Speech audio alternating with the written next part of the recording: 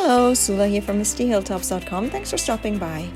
I have another quick card making video that I want to share with you, and I'm using the Get Festive Easter collection from Christine Barrow and Digital Scrapbook Ingredients, which was available at Sweet Shop Designs. Not sure if it still is.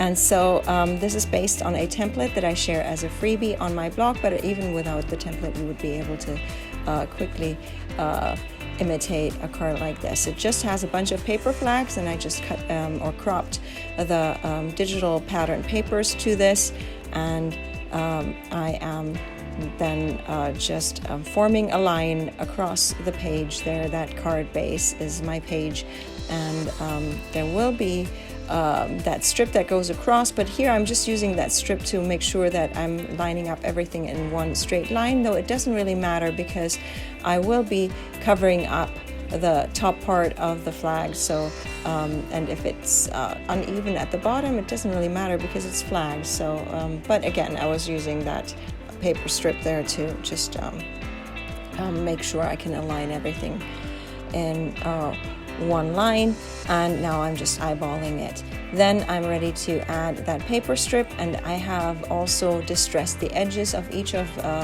the papers that I'm using here, except the stamped eggs that I'm using. This is an Easter card, and so I have 2 eggs that I just stamped and fussy cut that I will put over there, and then all I need to do is add the sentiment, which will be a stamped sentiment.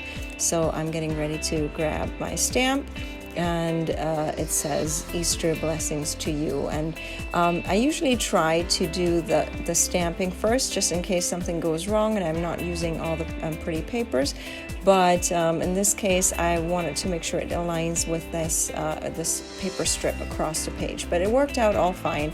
I also always make sure that I quickly clean up my stamps, and that's my card done.